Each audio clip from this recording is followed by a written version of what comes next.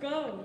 California has had more than 4,500 earthquakes, and it was in 29 years, in 1974 through 2003.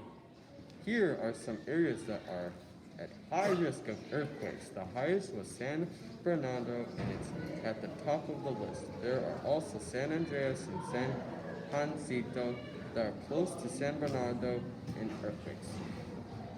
Eureka came second because it was mostly near the tectonic plate.